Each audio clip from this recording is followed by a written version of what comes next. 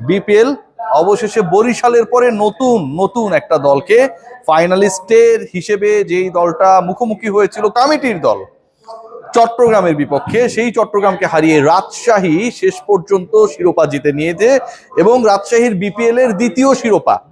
19-এর পরে আবারও 26, মাঝের যে 6 বছর 7 বছরের গ্যাপ, সেই সকল কষ্ট গ্যাপ সবকিছু ভুলিয়ে দিয়েছে রাজশাহী ওয়ারিয়র্স, নাজমুল হোসেন শান্তর দল। আজকের এই ম্যাচে ডমিনেটিং ক্রিকেট খেলেছে। আজকের এই ম্যাচে শান্তর ক্যাপ্টেন্সি অনেক বেশি মহিমান্বিত করেছে যে এই ক্রিকেটারটার মধ্যেও টি20-তে শান্ত চলে না টাইপের বক্তব্য যারা বিভিন্ন সময় ক্রিয়েট করেন, এমন কিছু প্রতিভা রয়েছে, এমন কিছু ক্যাপ্টেন্সি ম্যাটেরিয়ালস রয়েছে যেগুলো আসলে ম্যাচের মোড় ঘুরিয়ে দিতে অনেক অনেক বেশি ইমপ্রেসিভ রোল প্লে করে। তবে আজকের এই ম্যাচটায় সবচেয়ে বেশি আলোচনায় থাকবেন আমার কাছে মনে হয় তানজিদ হাসান তামিম। বিপিএল এর ফাইনালে সবাই যে জিনিসটা দেখতে চায় সেটা হচ্ছে অনেকটা ওয়ার্ল্ড কাপ ফাইনালে হ্যাটট্রিকের মতো। কিলিয়ান এমবাপ্পে হ্যাটট্রিক করেছিলেন সবশেষ বিশ্বকাপে ফ্রান্সের হয়ে আর্জেন্টিনার বিপক্ষে, শেষ পর্যন্ত ফ্রান্স জিততে পারে নাই। আর্জেন্টিনা 36 বছরের আক্ষেপ ঘুচিয়ে বিশ্বকাপ জিতেছিল। কিন্তু এবার ওই হ্যাটট্রিক আর সেঞ্চুরির যে তুলনাটা করলাম, তানজিদ তামিম সেঞ্চুরি করেছে, তার দলও জিতেছে। তামিম এবং এই নামের সাথে বিপিএল ফাইনালের সেঞ্চুরি যেন ওতপ্রোতভাবে জড়িত। অন্যরকম একটা রসায়ন যখনই বিপিএল এর ফাইনাল হয়, ঠিক তখন ওই তামিম ইকবালদের সবশেষ 2 বিপিএল এর ফাইনালিস্ট ছিলেন তামিম ইকবাল খান, আর এবারের বিপিএল এর ফাইনালিস্ট তানজিদ হাসান তামিম।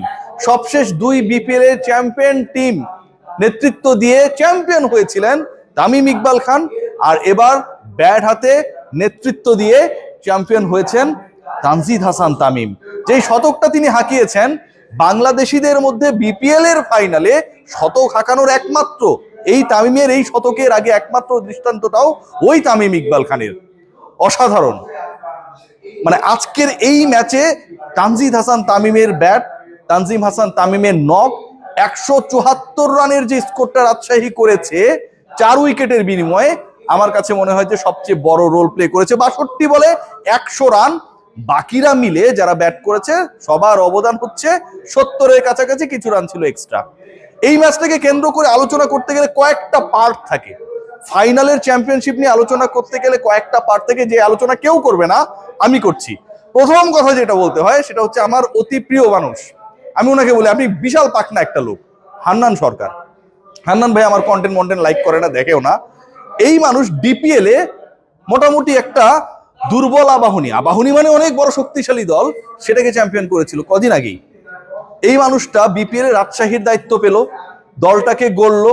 ইয়াসির চৌধুরী রাব্বিকে কেন রেখেছে এটা নিয়ে আমি এখনো তার সমালোচনা করি, কিন্তু আলটিমেটলি এই টিমকে চ্যাম্পিয়ন করানোর ক্ষেত্রে ব্যাকবোন হিসেবে, মাস্টার মাইন্ড হিসেবে যে রোলটা তিনি প্লে করেছেন, এটা আমার কাছে মনে হয় একটা জ্যাকপট রোল প্লে হয়েছে। হান্নান সরকারের ক্যারিশমা ঢাকা প্রিমিয়ার লিগের পর বিপিএলও অব্যাহত। এই মানুষটা যখন তার ওই সিলেকশন প্যানেলের যে দায়িত্বটা ছিল, প্রায় 2 লাখ টাকার কাছাকাছি স্যালারি পেতেন, ওটা ছেড়ে বিপিএল এ চলে আসলেন, মনে হতে পারতো, অথবা কোচিং এ চলে আসলেন, মনে হতে পারতো যে হান্নান ভাই কি ভুল করলেন। আমার কখনোই মনে হয়নি যে তিনি ভুল করতে যাচ্ছেন। কেন মনে হয়নি জানেন? কারণ আমি নিজেও আসলে যখন টপ ফর্মে ছিলাম, রিপোর্টার হিসেবে ফ্রিল্যান্সার হয়ে গিয়েছিলাম, অনেকের কাছে ভুল মনে হয়েছে, আমার কাছে মনে হচ্ছে জীবনের সেরা ডিসিশন। হান্নান ভাই তার কোচিং মেধাকে কাজে লাগিয়ে এই দলটাকে এমন ভাবে গড়েছে, ফাইনালি দলটাকে চ্যাম্পিয়ন করেছে। চ্যাম্পিয়ন হওয়ার আলোচনায় রাজশাহী যতটুকু ছিল তার থেকে অনেক বেশি রংপুর ছিল, রাজশাহী যতটুকু ছিল তার থেকে অনেক বেশি একটা সময় সিলেটও ছিল, ক্রিস ওকসের মতো ক্রিকেটারকে নিয়ে এসেছে। কিন্তু আজকে আমার কাছে মনে হয় যে হান্নান এবং শান্তর রসায়ন আলটিমেটলি পদ্মাপাড়ের দলটাকে চ্যাম্পিয়ন করতে বিশাল রোল প্লে করেছে। তানজিদ তামিমের কথা বলছিলাম, আজকের এই ম্যাচে তানজিদ তামিমের কথা যতবার বলতে হয়, যতবার তামিম ইকবালের সাথে তুলনা করতে হয়, ওই ক্যালকুলেটিভ হিসাবগুলো আমি করতে চাই না। অমুক বলে অমুক, তমুক বলে তমুক এত রান এত উইকেট পেয়েছে, এইসব আলোচনা রিয়াসাত আজিম কম করে। আজকের এই ম্যাচটা মুশফিকুর রহিমের জন্য বিশেষ। সবশেষ 2 বিপিএল এ মুশফিকুর রহিম, যেই তিনি টানা 2 বার চ্যাম্পিয়ন হলেন বরিশালের হয়ে ওই তামিম ইকবালের দলের হয়ে, এবার মুশফিক চ্যাম্পিয়ন হলেন রাজশাহীর হয়ে। বগুড়ার ছেলে মুশফিকের এই রাজশাহীর হয়ে যেই চ্যাম্পিয়নশিপ আজকে, সেটা আরো একটা জিনিস মনে করিয়ে দেয়, আগামীর বিপিএল এ আপনারা যারা দল গড়বেন, যেই মুশফিককে ব্রাত্য মনে করা হতো, যেই মুশফিককে মনে করা হয়েছিল এবারের বিপিএল এ প্রথম ফেজ শেষে নিলামের আনসোল থেকে যাবেন, 35 লাখ টাকার মুশফিক আমার কাছে মনে হয় সবচেয়ে বড় লাকি চার্ম। তিনি যেই দলে থাকেন এন্ড অফ দ্য ডে সেই দল চ্যাম্পিয়ন হয়। এবং মুশফিক বিপিএলটাতে খুব খারাপ খেলেছেন তাও না, সবচেয়ে 2-3 ম্যাচ ভালো করতে পারেন নাই ঠিকই, বাট মুশফিকের যে আজকে এক্সপেরিয়েন্স, রান আউট করার ক্ষেত্রে কিপারের যে ক্ষিপ্রতা, প্রত্যেকটা জায়গায় the way he played his role tremendous. Mushfiqur Rahim, Hannan Sarkar, Najmul Hossain Shanto এবং তানজিদ তামিমের গল্প যখন বলতে হয় ঠিক তখন আরো কিছু ক্যারেক্টারকে আপনাকে সামনে আনতেই হবে। খেয়াল করে দেখুন, টার্গেটটা ছিল 175 রানের এবং সেই 175 রান কমিটির টিম, যেই চট্টগ্রাম রয়্যালসকে কেউ কোনো হিসাবের মধ্যেই ধরে নাই এবারের বিপিএল খারাপ করবে, তারা ফাইনালিস্ট। এবং এই দলটা বদলে যায় কার ছোঁয়ায়? আমার কাছে মনে হয় যে এই দল বদলানোর ক্ষেত্রে সবচেয়ে বড় রোল প্লে করেছেন বিহাইন্ড দ্য সিন যারা কাজ করেছেন, শাহরিয়ার নাফিস ইকবালরা যে রোলটা প্লে করেছেন, দলটাকে যেভাবে গড়েছেন, ইন্সপায়ার করেছেন এবং ফাইনালি পারফরমেন্স করানোর ক্ষেত্রে একটা বড় রোল প্লে করেছেন। বাবুল ভাই এখানে একটা ভূমিকা ছিল, এটা অবিস্মরণীয়।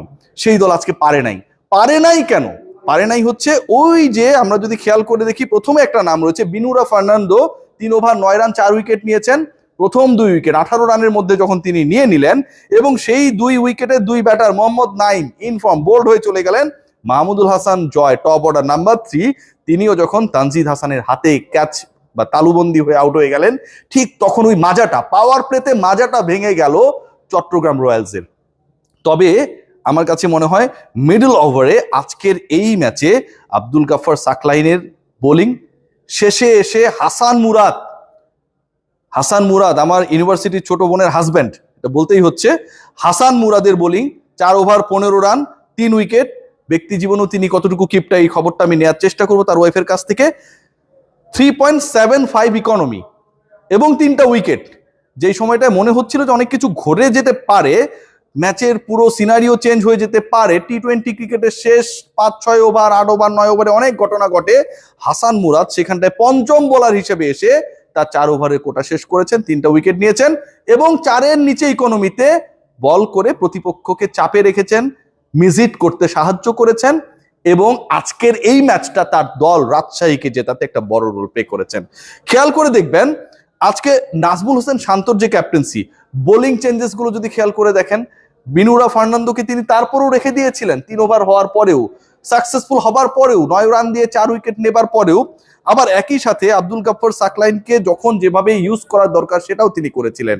নাজমুল হোসেন শান্ত, যিনি বিপিএলটা শুরু করেছিলেন অসাধারণ অনবদ্য একটা ব্যাটিং প্রদর্শনীর মাধ্যমে, মনে আছে 190 টপকে গেল শান্তর সেঞ্চুরি, সেই শান্তর অধিনায়কত্বে তানজিদ হাসান তামিম শেষ ম্যাচটায়, শান্ত প্রথম ম্যাচে সেঞ্চুরি করলেন, শেষ ম্যাচটায় সেঞ্চুরি করে ক্যাপ্টেনকে শিরোপা এনে দিলেন।